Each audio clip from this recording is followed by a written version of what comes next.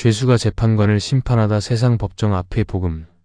가이사랴 헤롯 궁에 구금된 지 닷새 후 대제사장 아나니아와 장로들은 당대 최고의 말재주를 가진 변호사 더둘로를 대동하고 총독 벨릭스 앞에 나타납니다.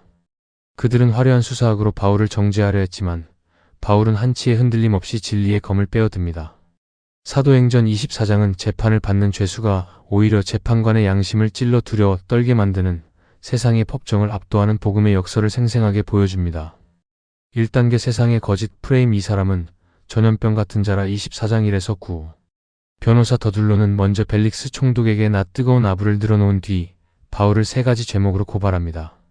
이 사람은 전염병 연병 같은 자라. 천하의 유대인을 다 소유하게 하는 자요, 나사렛 이단의 우두머리요, 성전을 더럽히게 하려 한 자라는 것입니다. 영적 의미. 세상은 진리를 선포하는 성도를 화평을 깨뜨리는 전염병으로 취급합니다. 복음이 들어가면 거짓된 세상의 질서가 무너지고 영적 지각 변동이 일어나기 때문입니다. 세상의 눈에는 골칫거리지만 하나님의 눈에는 세상을 생명으로 감염시키는 거룩한 전염병입니다. 2단계 논리와 진실의 변증. 내 양심에 거리낌이 없기를 힘쓰나이다. 24장 10에서 21. 바울은 더둘로의 아부와 달리 팩트 사실로만 차분하게 반박합니다. 내가 예루살렘에 올라간 지 12일밖에 되지 않았고 성전에서 누구와 논쟁하거나 소동을 일으킨 적이 없다고 일축합니다. 그리고 도리어 그들이 이단이라 부르는 그 도를 따라 조상의 하나님을 섬기며 하나님과 사람을 대하여 항상 양심에 거리낌이 없기를 힘쓴다고 당당히 선언합니다.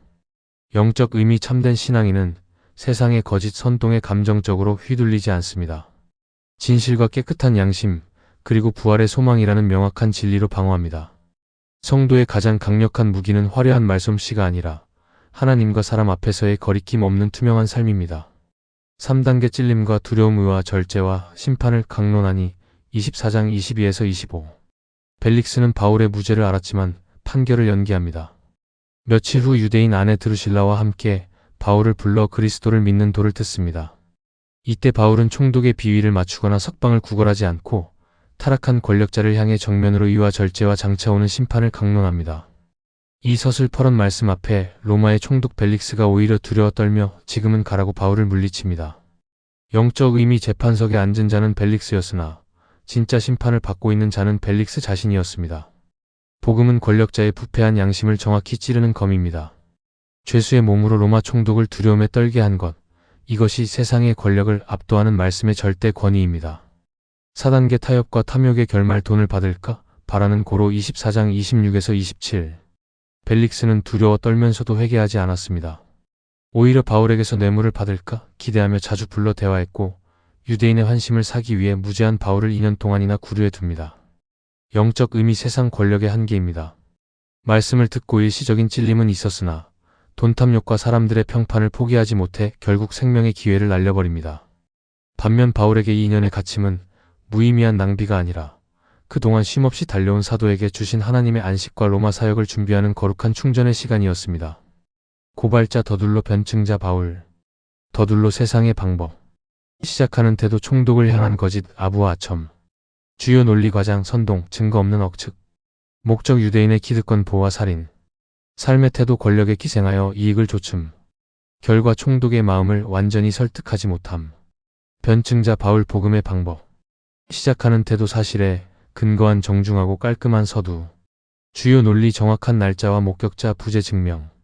목적. 부활의 소망과 복음의 진리수. 삶의 태도. 하나님과 사람 앞에서 양심의 거리낌이 없음. 결과. 도리어 재판관을 두려워 떨게 만듦. 세상을 압도하는 신앙을 위한 5가지 체크리스트. 거룩한 전염병. 나는 내 주변의 가정과 직장에 선한 영향력과 복음의 생명을 퍼뜨리는 거룩한 전염병처럼 살고 있는가? 팩트와 진실. 나는 오해나 억울한 일을 당했을 때 감정적으로 맞서지 않고 진실과 논리로 차분하게 대응하는 훈련이 되어 있는가? 양심의 점검. 나는 하나님 앞에서뿐만 아니라 사람들 앞에서도 부끄러움이나 거리낌이 없는 깨끗한 양심을 유지하려 힘쓰는가? 타협 없는 선포. 나는 상대방의 기분을 맞추기 위해 하나님의 의, 절제, 심판이라는 부담스러운 진리를 적당히 얼버무리지 않는가?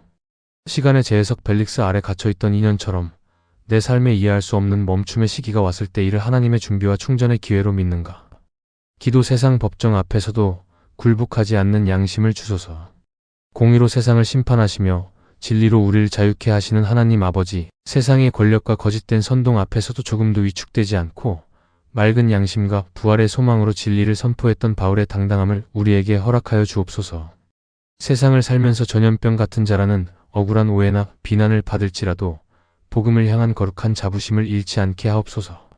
내 삶에 거리낌 없는 투명한 양심을 주옵소서. 뇌물과 평판에 흔들렸던 벨릭스처럼 세상의 이익 앞에서 타협하지 않게 하시고 사람과 하나님 앞에서 언제나 정직하게 하소서. 나의 화려한 말주변이 아니라 깨끗하고 투명한 삶 자체가 세상의 고발을 이겨내는 가장 강력한 변증이 되게 하옵소서. 세상의 권력자를 향해서도 진리를 선포할 용기를 주소서. 바울이 석방의 기회를 엿보지 않고 총독의 죄악을 찌르는 의와 절제와 심판을 선포했던 것처럼 우리도 나에게 이익을 줄 수 있는 사람 앞이라 할지라도 하나님의 진리를 축소하거나 가리지 않게 하소서. 비록 갇힌 자처럼 보일지라도 영적으로는 세상을 심판하고 이끄는 참된 자유자로 살게 하옵소서. 우리의 영원한 재판장이 되시는 예수 그리스도의 이름으로 기도드립니다. 아멘.